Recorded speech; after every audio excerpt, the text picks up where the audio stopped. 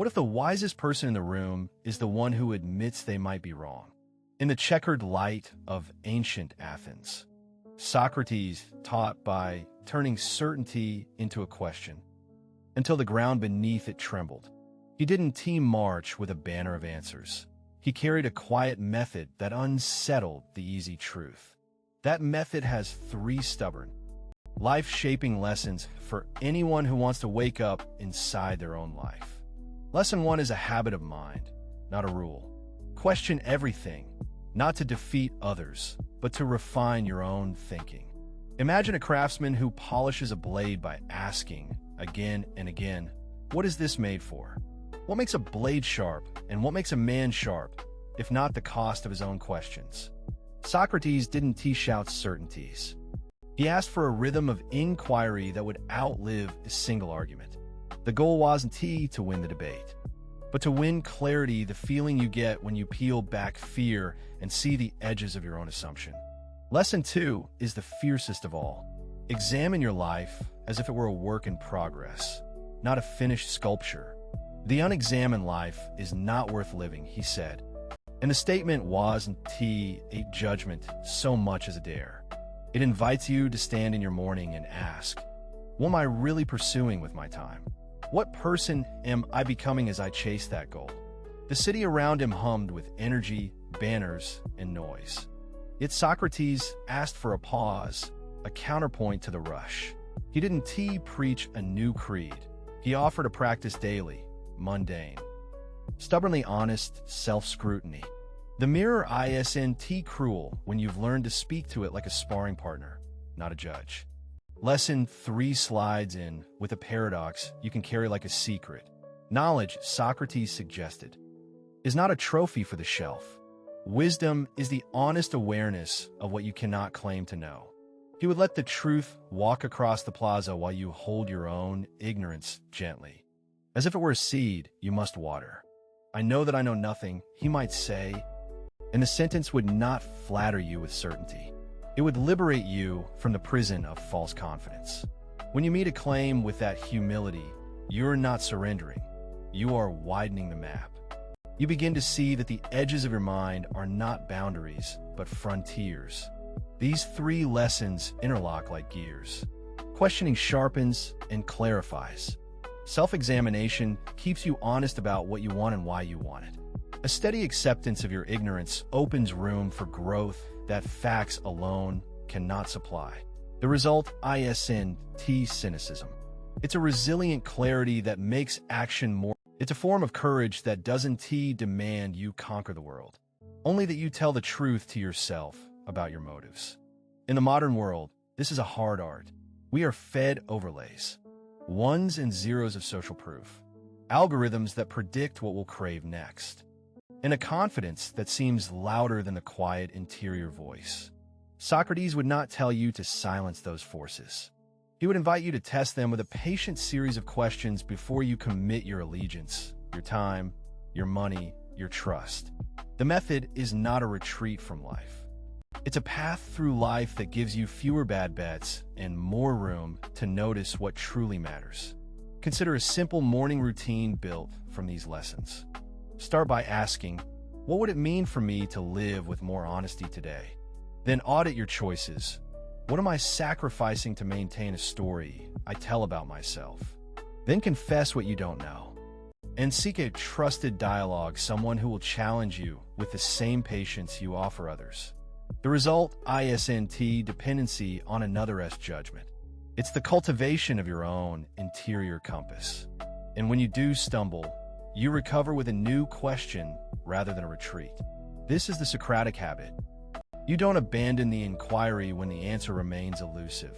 You press forward, better organized, more measured, more human. The twist in Socrates' approach is that the power lies not in cleverness or clever arguments, but in the habit of remaining unsettled in a productive way. The goal is not to prove a point, but to reduce the distance between what you think you know and what you actually know. When you practice this, your decisions become less about winning a moment and more about preserving the possibility of truth. The mind grows as the ego shrinks, and you begin to act with a steadier, more durable kind of courage.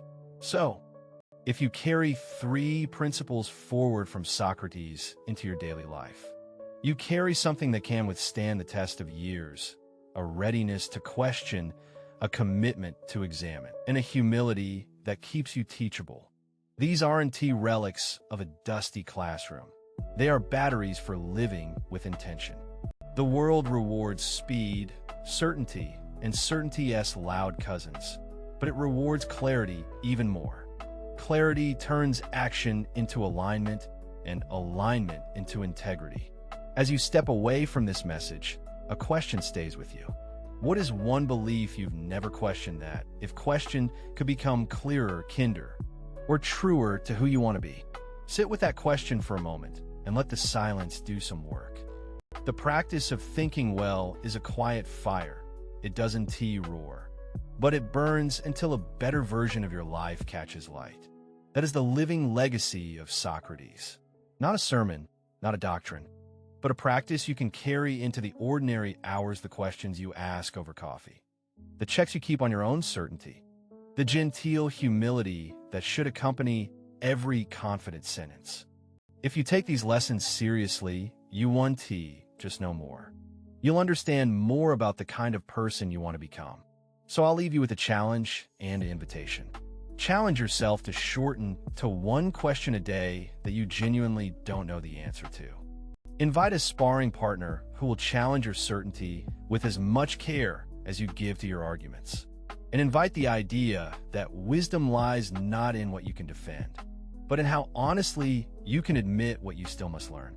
In that posture, you honor a teacher who preferred conversation to conquest, humility to certainty, and life itself to the illusion of perfect knowledge. If you take these lessons seriously, you'll discover the 3rd door opens a doorway no certificate can close. Humility, not as concession, but as method. The moment you admit you might be wrong, you stop pretending to possess the whole map. You start collecting better questions. You become a person who searches, not a person who defends. A quiet chime as the illusion of certainty dissolves into the room. In practical terms, you can build a daily practice from those 3 threads. Morning, name 1 belief you're not sure of and promise to test it today. Midday, ask 1 person you trust to challenge your current plan with 1 honest counterexample. Evening, review what you learned, not who won the day. Think of it as navigation. Socrates carried no compass but a habit of checking direction. The compass is your own sincerity. The stars are the outcomes you observe. If a sunrise doesn't align with your plan, adjust the sails, not your identity. The twist, then, is not that you will never be certain. It's that certainty becomes useful only when it remains provisional, when it serves action rather than identity. You can be confident about a method while remaining unsure about every conclusion the method may yield. That tension keeps you learning, keeps you acting with bandwidth, keeps you resilient in the face of complexity. To the modern mind, that feels almost counterintuitive. We're taught to seek verdicts, to brandish proofs, to double down. Socrates' method asks for a countercultural patience. Let the claim earn its keep in the arena of questions, not in a moment of loud agreement. The arena is wherever you live your life, with neighbors, teammates, and family, with jobs and budgets and habits. Picture a morning kitchen. Sunlight sifting through a window, a cup of coffee cooling as you decide what you'll test today. The act of questioning becomes a small rebellion against the impulse to tell people what to think. It's a quiet, stubborn hope that through better questions, we arrive at truer maps of ourselves and our world. Now, a final thought to carry forward. Socrates didn't leave us with a creed. He left us with a discipline, a way to live inside the complexity rather than pretend it dissolves. The truth isn't a treasure at the end of a road. It's a way of walking the road cautious, curious, and tenacious. If you adopt that stance, you'll discover that the most powerful shift isn't in what you believe, but in how you attend to what you don't yet know. What is 1 question you will ask yourself tomorrow that you didn't dare ask today? Who will you invite to check your assumptions with the same care you bring to your arguments?